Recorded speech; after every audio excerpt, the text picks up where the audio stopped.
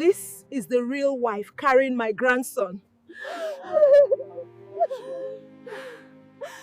The morning of Chief Emeka Okafor's funeral, Ngozi woke up at 5 a.m. in the bedroom she'd shared with him for 15 years. The bed felt impossibly large and empty. She sat up slowly, her body heavy with grief. 5 days. It had been 5 days since her husband collapsed in his office from a massive heart attack. 5 days since the hospital called. 5 days since her world shattered. "Mama, are you awake?" Her eldest daughter, Ada, 14 years old, peeked into the room. "Yes, my daughter. Come." Ada entered, followed by her sisters, Amaka, 11, and Chioma, 8. All three wore black dresses Ngozi had bought for the funeral. They climbed onto the bed, surrounding their mother. "Are we ready?" Amaka asked quietly.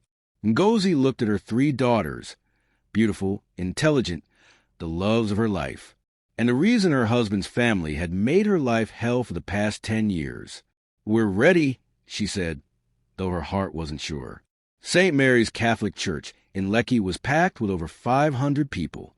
Chief Emeka Okafor had been a successful businessman, and his funeral reflected his status. The church was filled with white lilies, his favorite flower. Politicians sat in the front rows. Business associates filled the middle. Extended family crowded the sides. Ngozi sat in the front pew with her daughters. She wore traditional black mourning attire, a simple black wrapper and blouse, her head covered with black lace. No jewelry except her wedding ring. Her face was bare of makeup, revealing the exhaustion of 5 sleepless nights. Beside her sat her mother-in-law, Mama Okafor, and father-in-law, Papa Okafor. They'd barely spoken to her since Emeka's death. The coldness radiating from Mama Okafor was palpable. Throughout the service, Ngozi felt eyes on her. Whispers followed her everywhere. She knew what they were saying, the same thing they'd been saying for 10 years. Only daughters, not one son. What kind of woman can't give her husband a male heir? No wonder he was unhappy. The priest began the eulogy. Then he invited family members to speak. Ngozi stood, her legs shaking. She walked to the podium, her daughters watching with worried eyes. "My husband," she began, her voice barely steady. "Emeka and I met 20 years ago at the University of Lagos. He was studying business. I was studying business administration. We were young, ambitious, and in love." She paused, remembering those early days before everything became complicated. 15 years ago, we got married. We had a traditional wedding in his village, a white wedding in this very church. We registered our marriage legally. We promised before God to love each other forever. Her voice grew stronger. Together, we built a business from nothing. I gave him 3 million naira from my savings to start his importation company. I worked beside him for 5 years, managing the books, entertaining clients, building networks. We grew that business to what it is today. He gave me 3 beautiful daughters. Ada, who is brilliant and brave. Amaka, who has her father's head for numbers. Chioma, who lights up every room she enters. Our daughters were our joy. Tears filled her eyes. My husband wasn't perfect. Our marriage wasn't always easy. But I loved him, and I will always love the memory of who we were when we started. She returned to her seat, Ada squeezing her hand. The service continued. Prayers were said. Songs were sung. Then, during the final prayer, the church doors burst open. Everyone turned. A young woman walked down the aisle. She was heavily pregnant, at least 7 months. Her belly was large and pronounced. She wore white traditional attire, which was completely inappropriate for a funeral. Ngozi's breath caught. She recognized the woman. Blessing, her husband's secretary. The woman Ngozi had suspected, but could never prove. The church fell silent as Blessing walked slowly, deliberately down the aisle. Her hand rested on her pregnant belly. Her face showed no shame, only determination. She reached the front of the church and stopped directly beside Ngozi. "I am Blessing Okoro," she announced loudly, her voice carrying through the stunned silence. "I am also Chief Okafor's wife, and I carry a son." The church erupted in gasps and whispers. Ngozi felt as if she'd been slapped. Her vision blurred. Her daughters gripped her arms. "What is she saying, Mama?" Chioma whispered, confused and scared. Before Ngozi could respond, Mama Okafor stood up. "Yes," the older woman declared, her voice ringing through the church. "This is my son's second wife. She carries my grandson, his heir." The whispers grew louder, more shocked. Ngozi turned to stare at her mother-in-law. "What are you saying?" Mama Okafor looked at her with cold eyes. "My son married this woman 3 years ago. Traditional marriage in our village. You were not invited because you failed in your duty as a wife." "Failed?" Ngozi's voice shook with rage and humiliation. "I've been married to him for 15 years. And in 15 years, you gave him only daughters." Mama Okafor spat. "No sons. No heirs. What kind of wife are you?" Ada stood up, her young face twisted with anger. "How can you say that about us? We're your granddaughters." "Sit down, child," Mama Okafor said dismissively. "This is adult business." The priest tried to intervene. "Please, this is a house of God. This is not appropriate." Blessing spoke again, rubbing her belly. "I'm sorry to disrupt the service, but I have a right to mourn my husband too. And my son has a right to his father's recognition. Your husband—" Ngozi finally found her voice, though it came out strangled. "He was my husband. I have the marriage certificate, the church record, the legal documentation. I have traditional marriage," Blessing interrupted, "done properly in the village with family witnesses. And most importantly, I have what you couldn't give him, a son." She pulled out an ultrasound photo and held it up for the congregation to see. "This is my baby boy, his father's heir, the one Chief Okafor prayed for every day." Ngozi felt tears streaming down her face, not from sadness, but from rage and humiliation. This woman was standing in her husband's funeral, in front of 500 people, claiming her marriage and degrading Ngozi's daughters. "Did you know about this?" Ngozi turned to Papa Okafor. The old man looked away. "It was necessary." "Necessary?" Ngozi's voice rose. "You all knew? You let my husband commit bigamy and said nothing." "It's not bigamy," Mama Okafor said coldly. "It's polygamy. Our tradition. Our culture. You modern women forget that our fathers had many wives. My son had every right to take a second wife when the first one failed him." "Failed him?" Ngozi stood up, her entire body shaking. "I gave him everything. My money, my time, my love. I gave him 3 beautiful, healthy children. Daughters." Mama Okafor interrupted. "Only daughters. The business needs a male heir. The family name needs a male heir. Our tradition demands it." Ada was crying now, as were her sisters. The 3 girls clung to their mother, devastated by what they were hearing. An uncle from Emeka's side stood up. "Mama Okafor is right. According to our tradition, the male child inherits. It's been this way for generations." An aunt joined in. "Ngozi, you should accept this gracefully. At least Chief got a son before he died." Ngozi looked around the church, at the faces of people who'd eaten at her table, whom she'd hosted in her home, whom she considered family, and she saw pity, judgment, and worst of all, agreement. They believed this was right. They believed her daughters were lesser. They believed a pregnant mistress had more claim than a legal wife of 15 years. The priest tried again to restore order. "Please, let us complete the service with dignity." "There is no dignity here," Ngozi said quietly. Then louder, "There is no dignity in what you've done to me and my children." She gathered her daughters and walked toward the exit. "Where are you going?" Mama Okafor called. "We haven't finished the burial." Ngozi turned back. "You want to give him a funeral? Fine. But don't expect me to stand there while you parade his pregnant mistress as his second wife and demean my daughters. You need to be at the graveside," Papa Okafor said. "It's expected." "I've done everything expected of me for 15 years, Ngozi replied. "And look where it got me. Humiliated at my own husband's funeral." She left with her daughters, walking out of the church while 500 people watched in shocked silence. But Mama Okafor sent her brother to bring them back. The family insists. You're still his wife. You must be at the burial. So Ngozi stood at her husband's graveside, watching his casket being lowered into the earth. But she wasn't standing in the front as the grieving widow. Blessing stood there in the center, with Mama Okafor's arm around her shoulders. Ngozi and her daughters were pushed to the side, like distant relatives instead of his immediate family.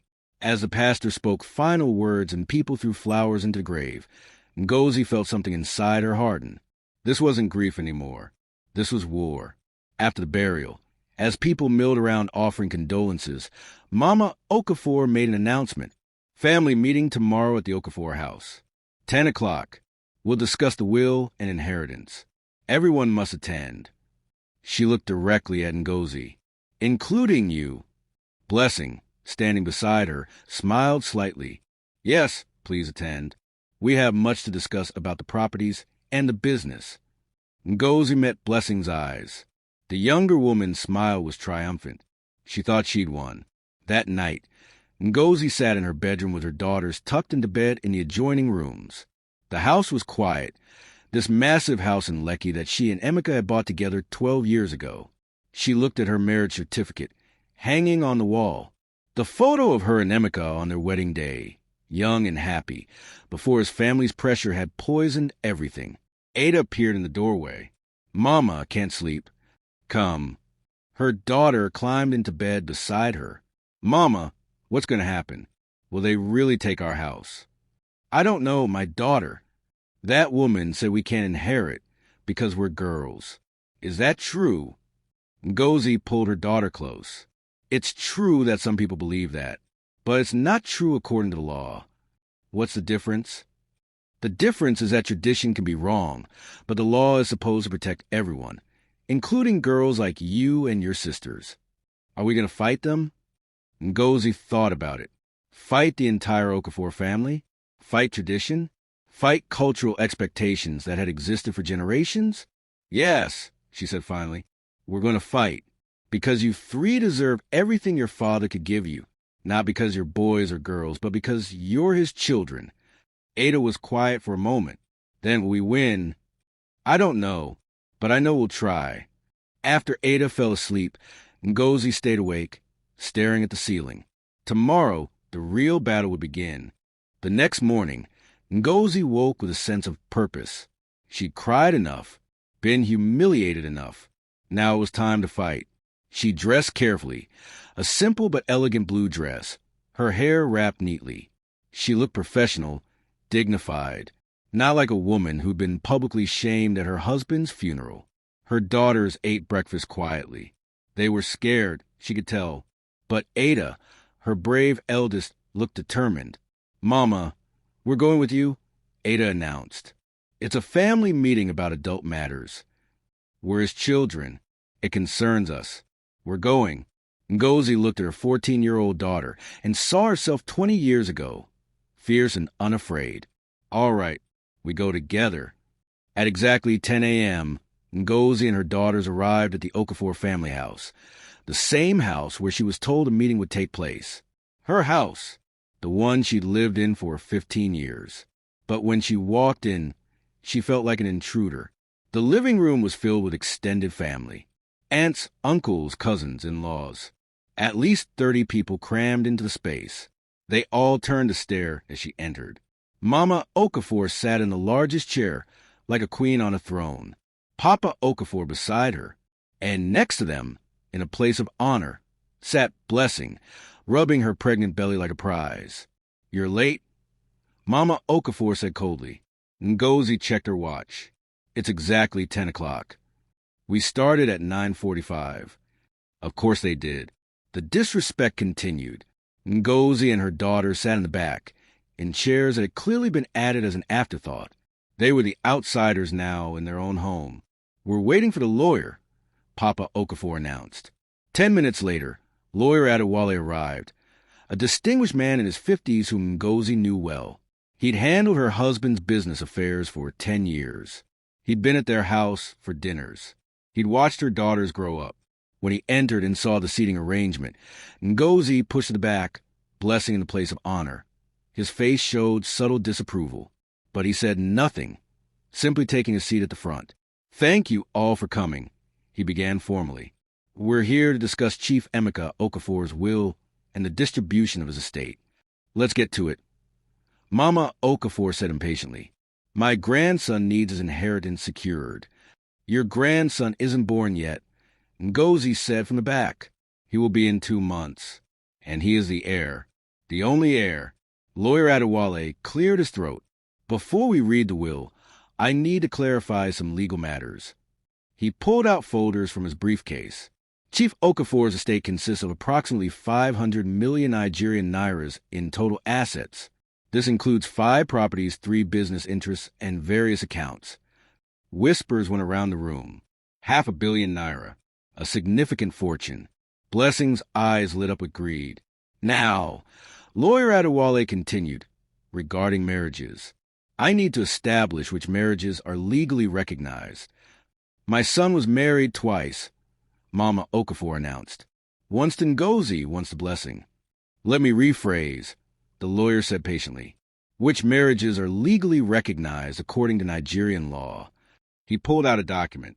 "This is a marriage certificate for Emeka Okafor and Ngozi Ogunlai, dated August 15, 2008, registered with the federal government, accompanied by church wedding and traditional marriage ceremonies." He showed it to the room. "This is a legal marriage." Then he turned to Blessing. "Ms. Okoro, do you have a marriage certificate?" "I have traditional marriage," Blessing said defensively, "done in the village with the whole family."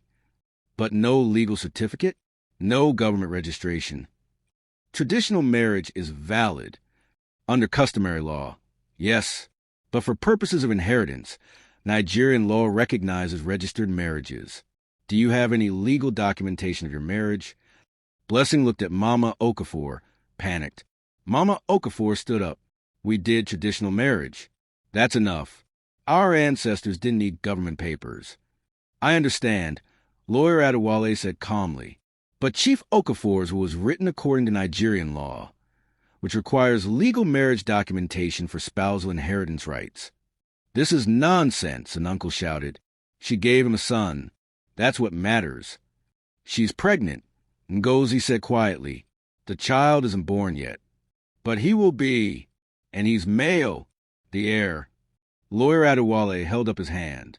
"Let me read the will, then we can discuss." He opened the document and began to read. "I, Chief Emeka Okafor, being of sound mind, hereby declare this to be my last will and testament." The room fell silent. "To my wife, Ngozi Okafor, I leave 50% of my total estate, in recognition of her partnership in building my business and her faithful companionship throughout our marriage." Ngozi's eyes widened. 50%? Mama Okafor looked furious. "What about my grandson?" "Let him finish," Papa Okafor said, though he looked concerned. "The remaining 50% shall be divided equally among my children." "Children." Blessing stood up. "My son is his child." "Let him finish the sentence," Lawyer Adewale said firmly. "The remaining 50% shall be divided equally among my children, Ada Okafor, Amaka Okafor, and Chioma Okafor." The room erupted. "Only the daughters? What about the son? This can't be right." Ngozi sat in shock. Her husband had named only their 3 daughters. Not Blessing. Not any unborn child. This was written 3 years ago. Lawyer Adewale explained. Before Chief Okafor's second relationship. Then it needs to be changed. Mama Okafor demanded. "It can't be changed. The man is dead. But my grandson exists. He has rights." Lawyer Adewale pulled out more documents. "Actually, let's discuss what rights exist. First, regarding the business." He showed bank statements and company documents. In 2009, the business was started with a 3 million Nigerian nairas investment. These bank records show that money came from Ngozi Okafor's personal savings account. He passed the documents around. Ngozi's signature was on them 15 years ago, when she believed in their partnership. Furthermore, from 2009 to 2014, Ngozi Okafor managed the company books without taking a salary. Her unpaid labor contributed an estimated 50 million Nigerian nairas in value to the business growth. She was his wife, and Anne protested. That's what wives do. Actually, the lawyer said coolly, wives are not required to provide interest-free starter capital or 5 years of unpaid professional labor. Ms. Ngozi did this voluntarily. But legally, it establishes her as a de facto business partner. He produced more papers. In fact, the original business registration from 2009 lists both Emeka and Ngozi Okafor as co-founders.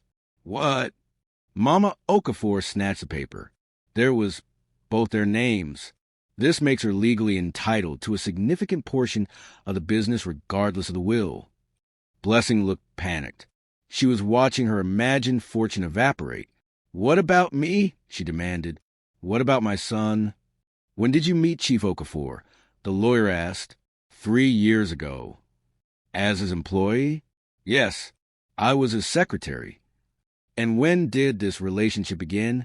Shortly after I was hired. So you contributed nothing to the business's founding or growth? Blessing's face reddened. I gave him a son. That's worth more than money. You're pregnant. Ada set him back, her young voice clear. You haven't given him anything yet. You disrespectful child. Blessing started.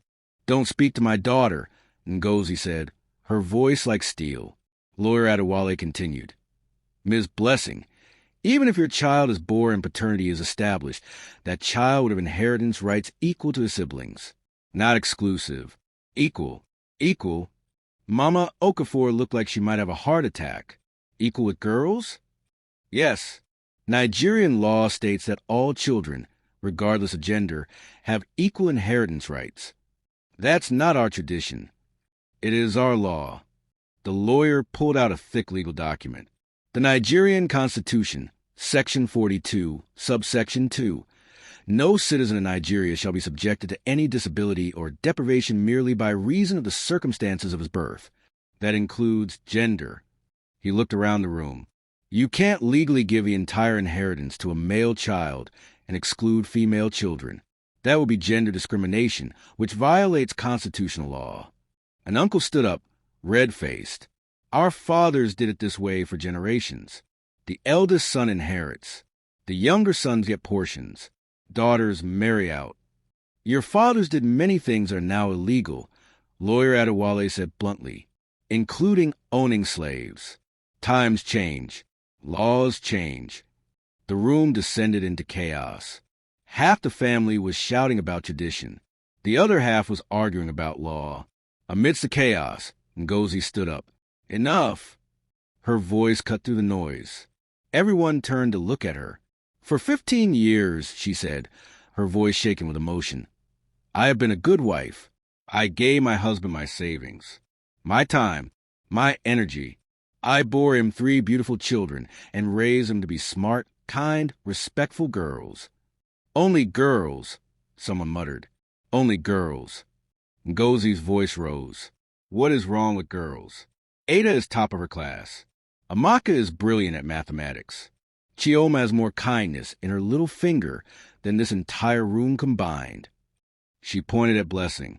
This woman started an affair with my husband while working as a secretary. She got pregnant and now wants to take everything from my daughters because she's carrying a boy. The family needs a male heir. Mama Okafor insisted. Why? Ngozi demanded. Why does a family need a male heir more than it needs to care for the 3 granddaughters you already have? Because sons carry on the family name. My daughters are Okafors. Ada Okafor, Amaka Okafor, Chioma Okafor. How are they not family? They'll marry and become part of other families. So will sons. When your son married me, did he stop being an Okafor? No. Marriage doesn't erase your birth family. Ngozi was on a roll now. 15 years of suppressed anger pouring out. You have treated my daughters like they're worthless since the day they were born. You've called them incomplete. You've said I failed as a wife.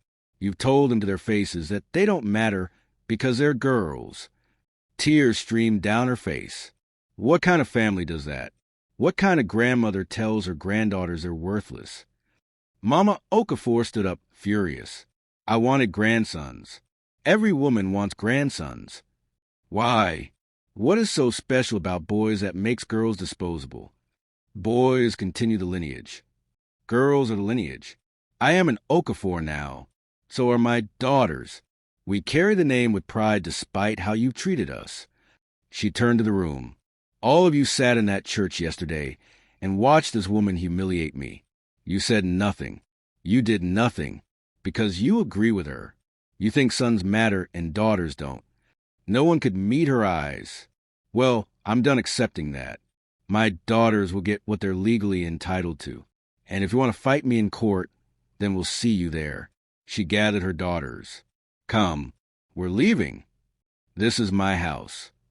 Mama Okafor shouted. No, Lawyer Adewale said quietly. It's not. He pulled out the house deed. This property is registered jointly to Emeka Okafor and Ngozi Okafor. They purchased it together in 2012. According to the law, the surviving joint owner retains full rights to the property. What? Several people shouted at once. This house belongs to Ngozi Okafor. She cannot be evicted. Ngozi looked at the lawyer in shock. She hadn't known the house was in her name, too. My son would never. Mama Okafor started. Your son did. I handled the paperwork myself. He insisted both names be on the deed. For the first time, Ngozi felt a glimmer of warmth toward her late husband. Maybe, somewhere deep down, he protected her after all. We'll contest this. Mama Okafor said venomously.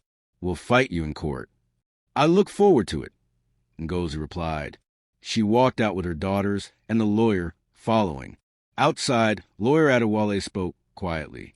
Mrs. Okafor, they will fight you. This won't be easy. I know. You'll need legal representation. I'd like to offer my services. I can't afford you. Your husband was my friend before he became my client. And what they're doing to you and your daughters is wrong. I'll represent you. We'll discuss fees later. Ngozi felt tears of gratitude. Thank you. As they drove away, Ada asked, Mama, what happens now? Now we prepare for war. The will was read, and it named Ngozi as the legal wife. Blessing has a no legal marriage certificate. The lawyer revealed Ngozi put 3 Nigerian Nairas million to start the business. The house is in her name. Under Nigerian law, all children inherit equally, boys and girls. Blessing's unborn son will get the same as the daughters, not everything.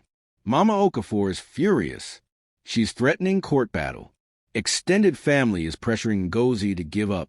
14-year-old Ada stood up and called their tradition unfair.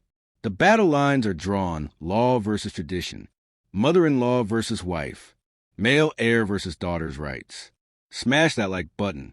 Subscribe to Africantales by Zion for next chapter. The court battle begins.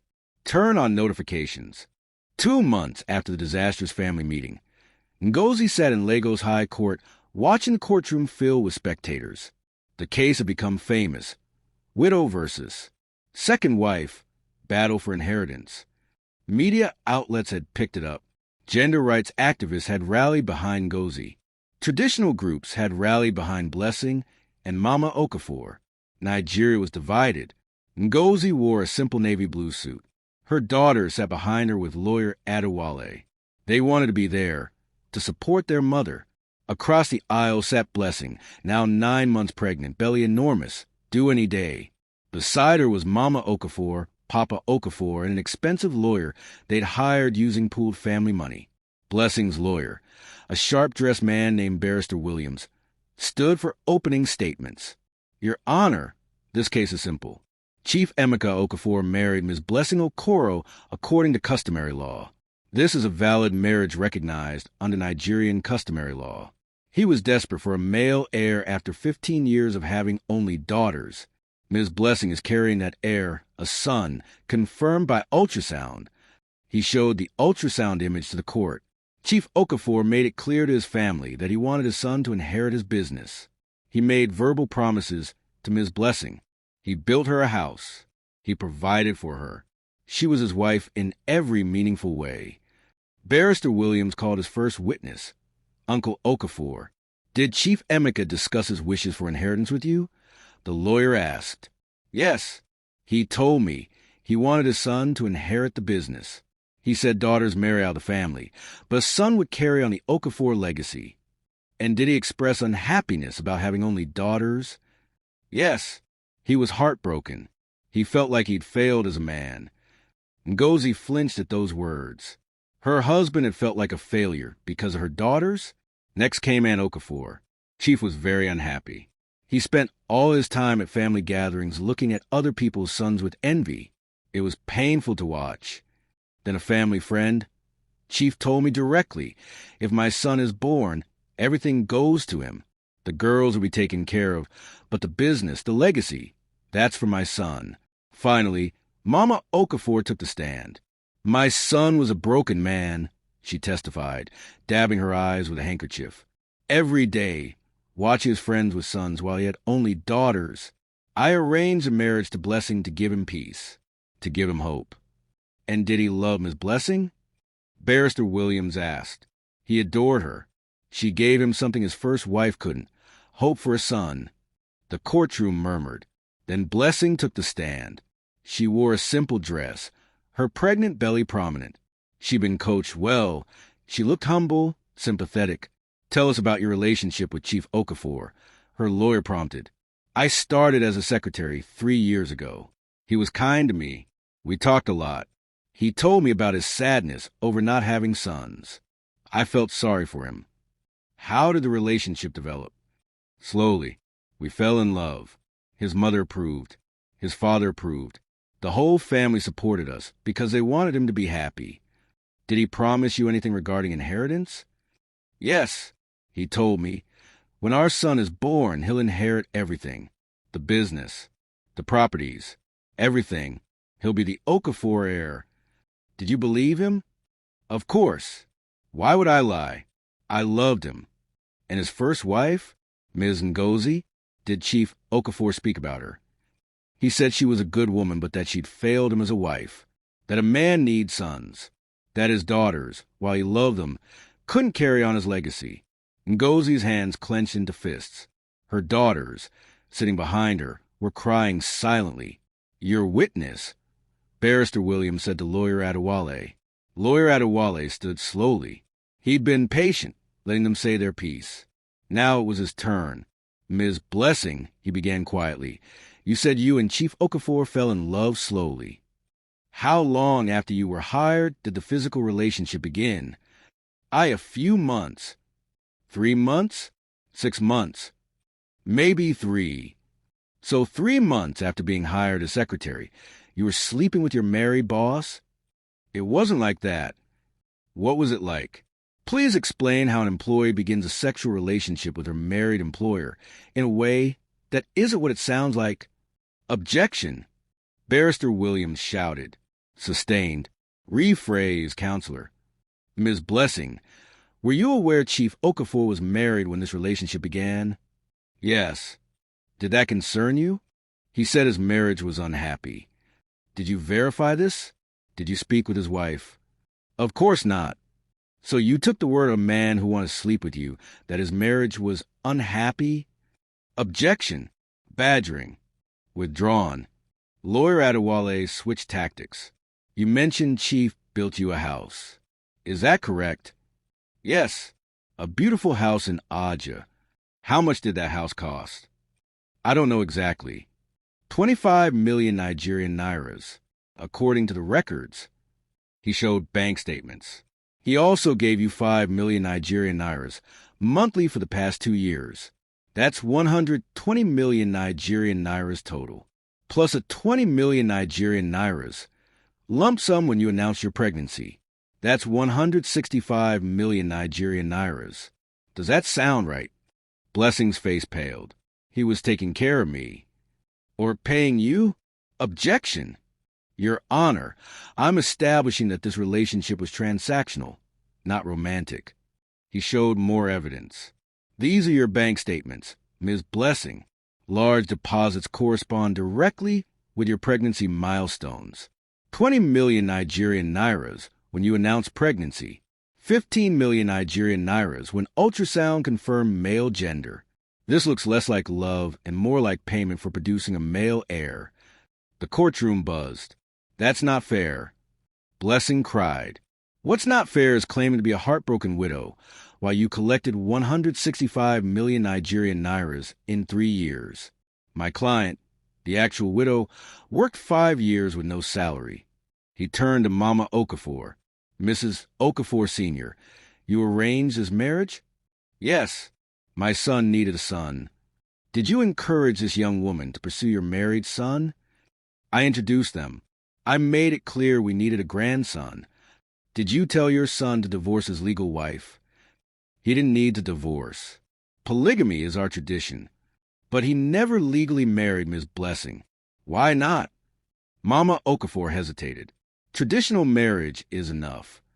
Or perhaps he never intended to actually make her his equal wife. Perhaps this was exactly what it looks like, a desperate attempt to get a male heir by any means necessary. My son wanted a son. Why? What's so important about sons that you were willing to destroy your son's legal marriage and traumatize your 3 granddaughters? Sons carry the family name. So do daughters. Ada Okafor, Amaka Okafor, Chioma Okafor. They carry it right now. They'll marry out. Will they? Plenty of women keep their maiden names now. But even if they marry, they're still Okafors by birth. How does that make them less family? Mama Okafor had no answer. Lawyer Adewale called Ngozi to the stand. She walked up, nervous but determined. Mrs. Okafor, tell us about your marriage. We married 15 years ago. Legal marriage, church wedding, traditional ceremony, everything proper. And the business? I gave him 3 million Nigerian nairas for my savings to start it. I worked as unpaid accountant and manager for 5 years. We built it together. Why did you stop working? When Ada started school, my husband asked me to focus on the children. He said he wanted them to have a mother fully present. Did you agree? Yes. I thought it was temporary. But then the pressure for son started. Tell us about that. Ngozi's voice shook. After Ada was born, his mother was disappointed it wasn't a boy. After Amaka, she was angry. After Chioma, she became cruel. She called my daughters incomplete. She told them they weren't real Okafors. She told my husband he needed to find a real woman who could give him sons. How did this affect your marriage? My husband changed. He stopped defending me, stopped celebrating our daughter's achievements, stopped spending time with us.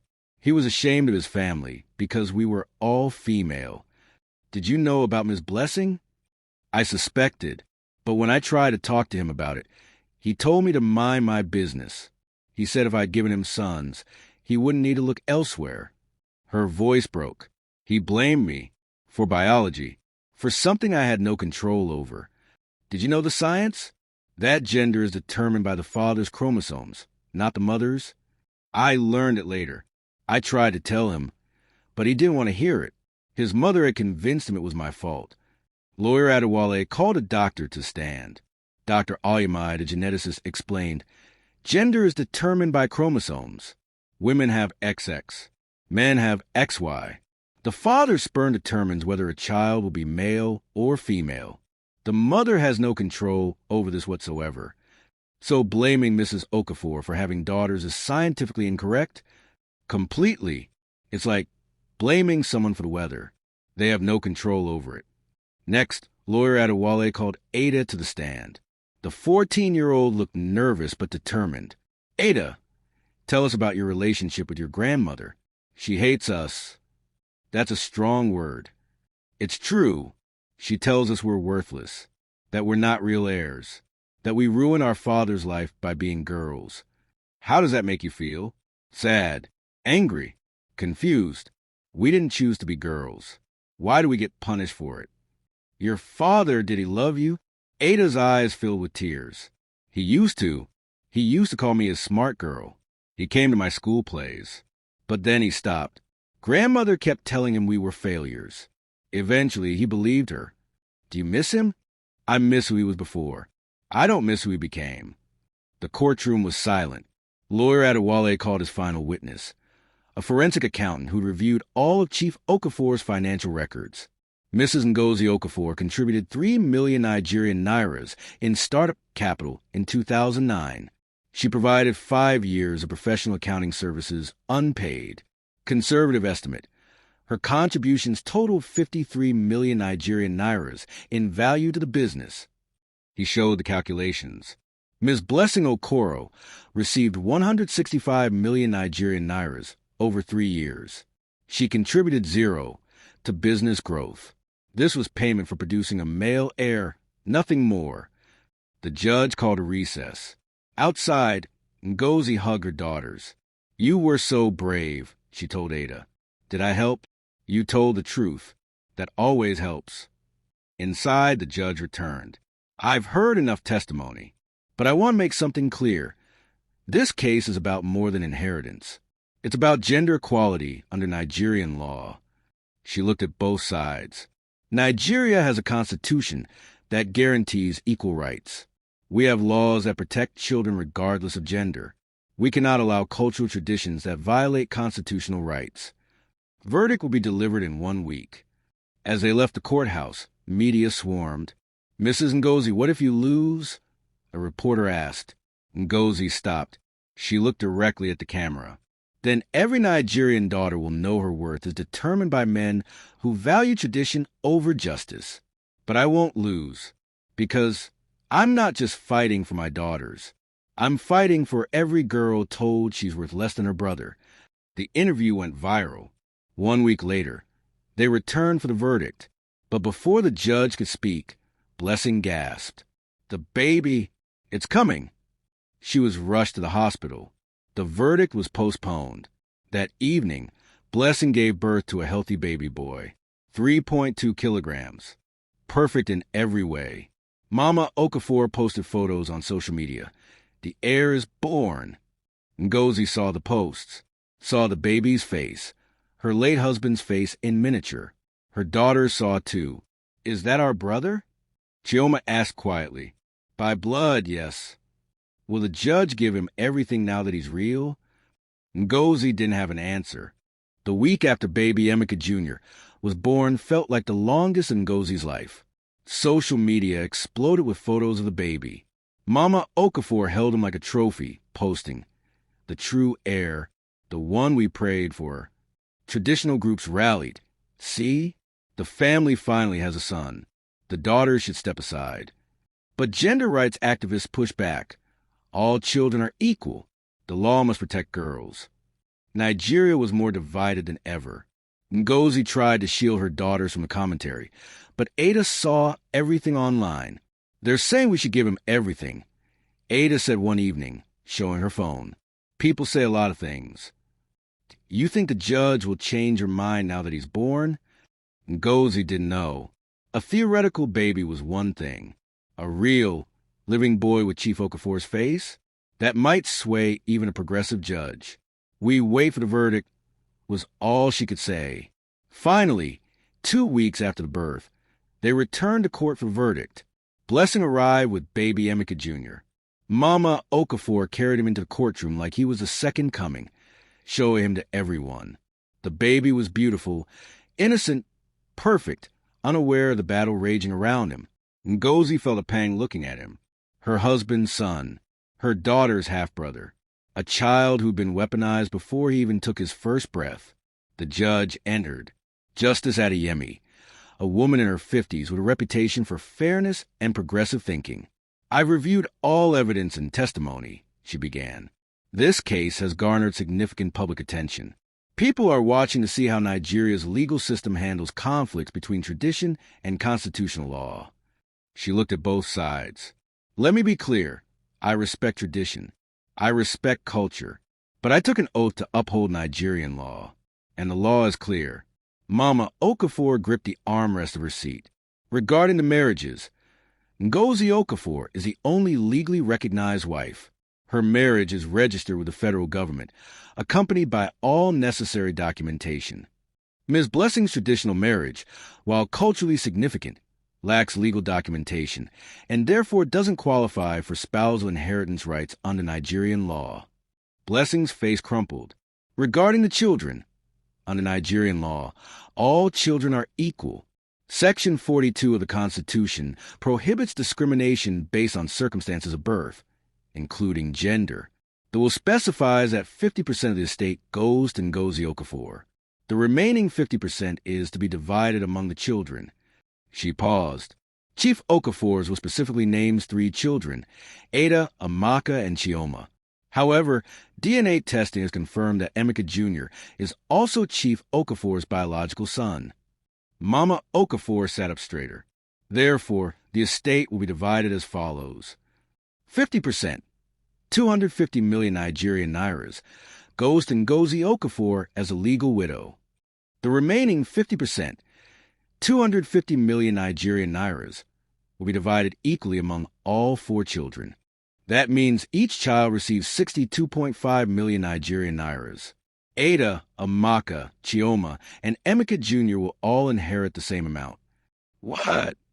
Mama Okafor stood up. My grandson should get everything. Your grandson will get exactly what his sisters get, because they are all equal before the law. But he's the son, the heir. Mrs. Okafor, Nigeria has moved beyond such thinking. Your granddaughters are also heirs. They inherit equally. She continued, regarding the Lekki house, the property deed shows joint ownership between Emeka and Ngozi Okafor. As the surviving owner, Mrs. Ngozi Okafor retains full residential rights. She cannot be evicted. Regarding the business, evidence shows Mrs. Ngozi contributed 3 million Nigerian nairas in startup capital and 5 years of unpaid professional management. This establishes her as a de facto co-founder. Mrs. Ngozi is hereby granted 40% ownership of the business. The remaining 60% will be held in trust for the 4 children until they reach majority. Mrs. Ngozi will manage the business until the children are old enough to participate in management decisions. Mama Okafor was screaming now. A woman cannot run our family business. A woman built it. The judge said firmly, she can run it. She looked at Blessing. Ms. Blessing, your son is entitled to his inheritance. You will receive child support for his care until he reaches majority. But you have no claim to the widow's portion or to any property registered solely or jointly to the Okafors. Blessing was crying. Where will we live? That's not this court's concern. You received substantial financial support during your relationship. You have your own house in Aja, purchased with funds from Chief Okafor. You are not destitute. The judge made one final statement. This case represents a broader issue facing Nigeria: gender discrimination in inheritance. For too long, daughters have been told they are less valuable than sons. For too long, families have prioritized male children over female children. This court will not validate such discrimination. All children deserve equal treatment under the law.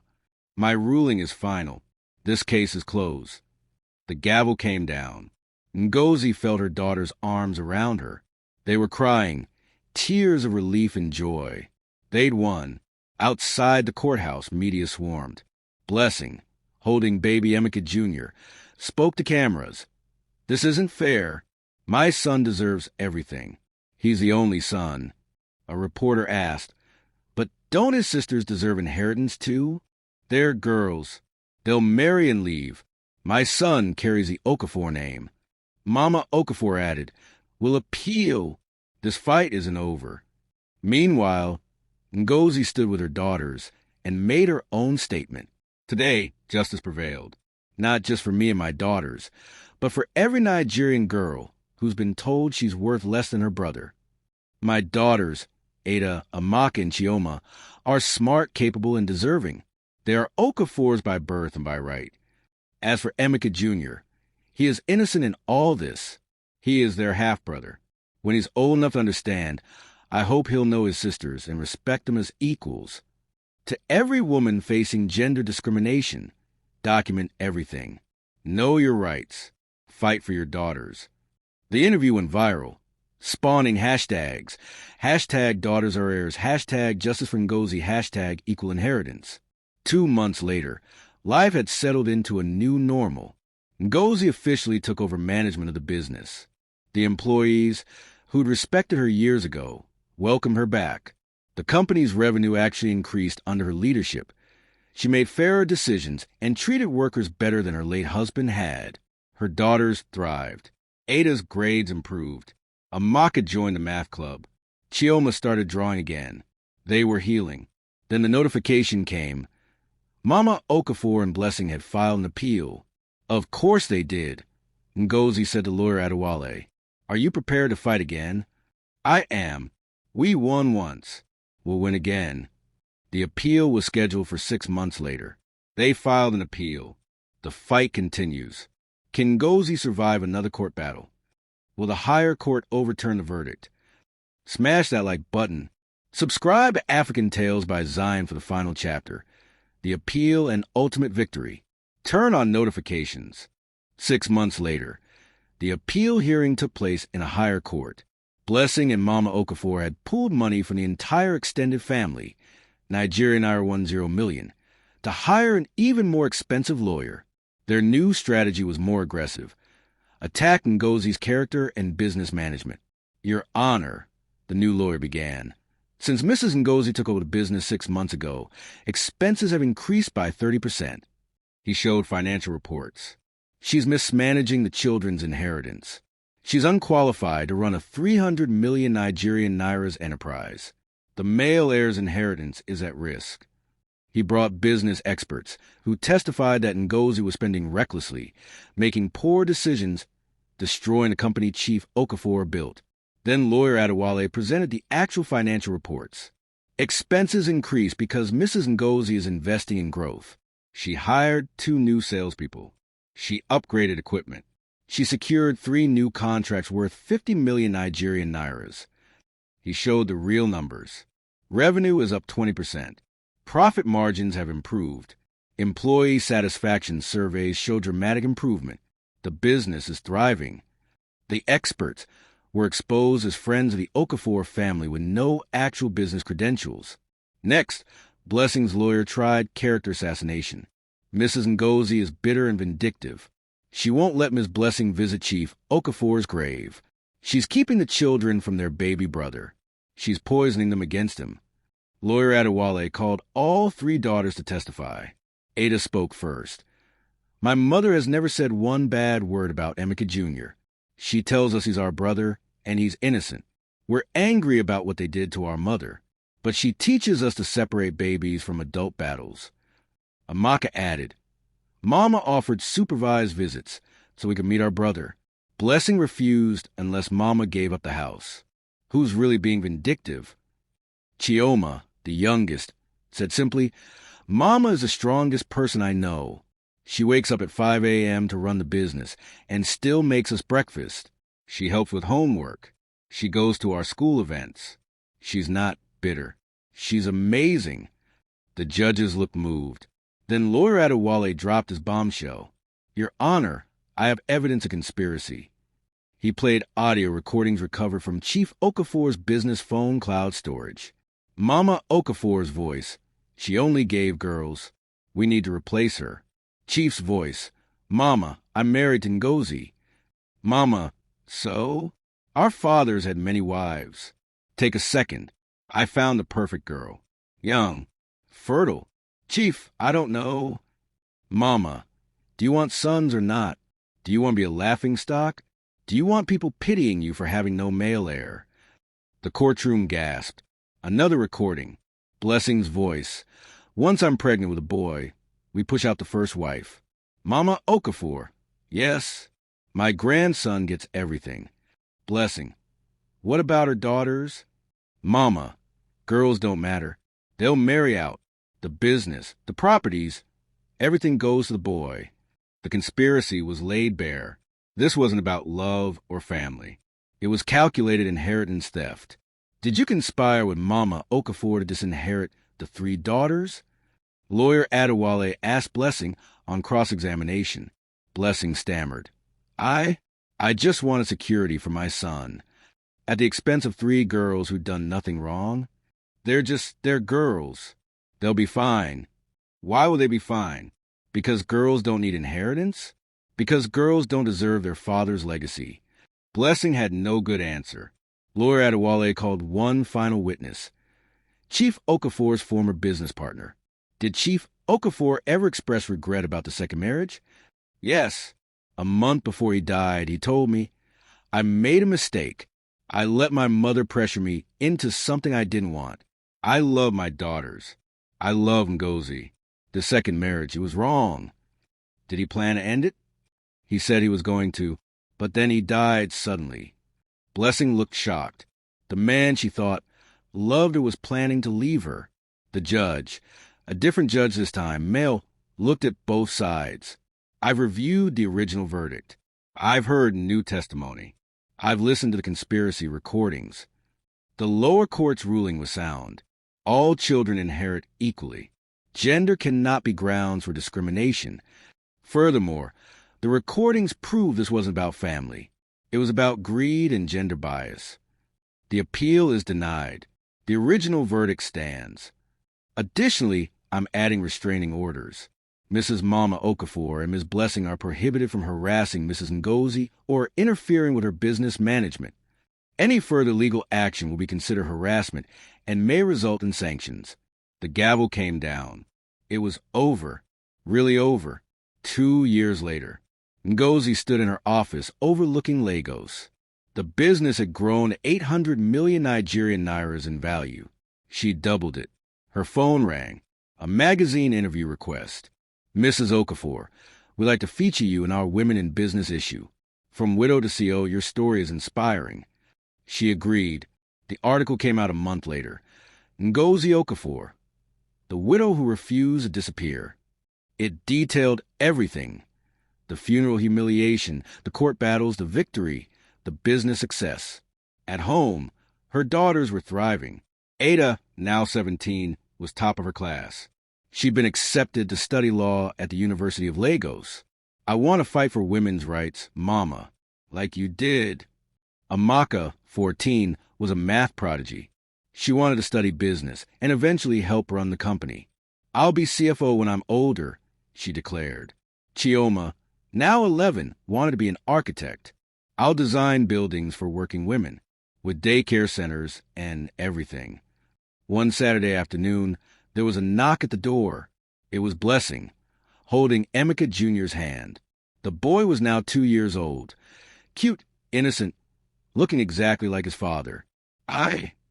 Blessing looked nervous. I wanted to apologize. Ngozi was surprised, but let them in. I was wrong, Blessing said, tears in her eyes. I was greedy. I let Mama Okafor manipulate me. I used my pregnancy as a weapon. I tried to hurt your daughters. Why are you here now? Because I'm raising a son. And I realized if someone treated him the way we treated your daughters, I'd never forgive them. She looked at the 3 girls, who were watching warily. You 3 have every right to hate me. I tried to steal your inheritance. I called you worthless. I was awful.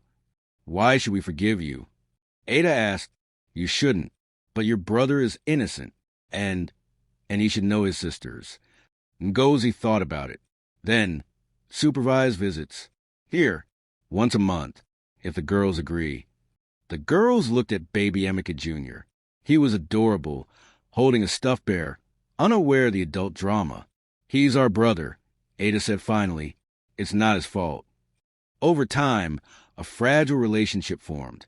Not warm, not close, but civil. The girls taught their baby brother we're all equal, boys and girls. All of us. As for Mama Okafor, she'd been cut off completely. Her sons' widows had heard about the conspiracy recordings and were horrified. Extended family distanced themselves, embarrassed by her actions. She lived alone in the village, bitter and isolated. Once, she tried to visit her granddaughters. Ada refused to see her. She chose not to be our grandmother when she called us worthless. We don't need her now.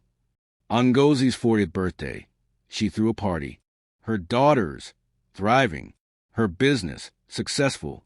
Her life, rebuilt. She gave a speech to the gathered friends and supporters. 10 years ago, my husband's family tried to erase me and my daughters. They said daughters are worthless, incomplete, failures. Today, I run a 800 million Nigerian nairas business. My daughters are brilliant, strong, and unstoppable. Ada will be a lawyer fighting for women's rights. Amaka will be a business leader. Chioma will be an architect creating inclusive spaces. We didn't just survive. We thrived. To every woman told she's less because she had daughters, you are enough. Your daughters are enough. Fight for them, because they deserve everything. The room erupted in applause. Ngozi's case became famous in legal circles. It was taught in law schools as a landmark gender discrimination case. Nigeria passed new inheritance laws, partially inspired by her victory. The laws strengthened protections for daughters, making it illegal to exclude female children from inheritance based solely on gender. Her story became a movie, The Widow's Victory. She established the Okafor Daughters Fund, a scholarship for girls from families that undervalue them. 5 years after the funeral, Ngozi stood at her husband's grave with her daughters. Do you hate him? Ada asked. No, I pity him. He let his family's prejudices poison what we had. He chose tradition over his own children. Do you forgive him? I'm working on it. Forgiveness is a process. They laid flowers and left. As they drove away, Chioma said, Mama, you're my hero. Why? Because you fought. When everyone said we were worthless, you said we weren't. You proved it. Ngozi smiled. You three are my greatest achievement. Not the business. Not the legal victory. You. 10 years after Chief Okafor's death, Ngozi remarried. A kind widower who loved her daughters and respected her strength. Ada had graduated law school and was practicing family law. Amaka was in university studying business administration. Chioma was in secondary school, still drawing buildings and dreaming. Emeka Jr., now 12, occasionally visited his sisters. He learned the story of his birth and felt ashamed of how he'd been weaponized. I'm sorry, he told his sisters once. You were a baby, Ada said. It wasn't your fault. But learn from it. Respect women. Value your sisters. Be better than the adults who fought over you. He promised he would. Ngozi's final victory came when she was invited to speak at the United Nations on gender equality in inheritance. She stood before world leaders and told her story. I was humiliated at my husband's funeral. Told my daughters were worthless. Told tradition mattered more than justice. But I fought, and I won, not just for my family, but for every daughter told she's less. Laws must protect girls. Cultures must evolve. Traditions that harm must be challenged. My daughters are not worthless. They are the future. Standing ovation. 20 years after that funeral, Ngozi was 58 and retired. Ada was a successful human rights lawyer. Amaka was CEO of Okafor Industries, having tripled its value. Chioma was an award-winning architect. All three were married with children of their own, girls and boys, all valued equally. Emeka Jr. had become a teacher, working in villages to combat gender bias in education. My sisters taught me, he said in interviews, all children are equal. Mama Okafor had died years earlier, alone and unvisited by the granddaughters she rejected. Blessing had eventually remarried and apologized again, sincerely this time. The relationship would never be warm, but it was civil. As Ngozi sat with her grandchildren, 5 girls and 3 boys, she told them the story. Great-grandma didn't want us, one of the girls asked. No, darling. She had wrong ideas about girls and boys. But you fought. I did. So you never have to. She looked at all 8 grandchildren, girls and boys, all listening with wide eyes. Remember this. Your worth is not determined by your gender. You are all valuable, all important, all deserving of respect and inheritance and love. The children nodded. The story of the funeral widow had become family legend, from public humiliation to ultimate victory, from worthless daughters to powerful women, from tradition to justice. The best revenge, Ngozi learned, wasn't destroying her enemies. It was living so well, succeeding so completely, that her daughter's worth became undeniable. She'd won not just in court, but in life.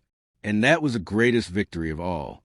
From funeral humiliation to United Nations speaker, from worthless daughters to powerful women, the appeal was denied. Conspiracy recordings exposed Mama Okafor and Blessing's plan to steal the inheritance. 2 years later, business worth 800 Nigerian nairas million. Ada studying law. Amaka wants to be CFO. Chioma designing buildings. Blessing apologized. Mama Okafor died alone. New laws passed protecting daughters' inheritance rights. 20 years later, all 3 daughters are successful. Ada is human rights lawyer. Amaka is CEO. Chioma is award-winning architect. Ngozi remarried, happy, victorious. She established scholarship fund, spoke at UN, became a legend. This story proves your gender doesn't determine your value. Fight for your daughters. Tradition must evolve. Justice prevails. If this inspired you, smash that like button. Subscribe to Africantales by Zion. Share with every woman told she's less. Comment, our daughters equal sons. Remember, daughters are enough. Your worth is not determined by tradition. Thank you for watching African Tales by Zion. God bless.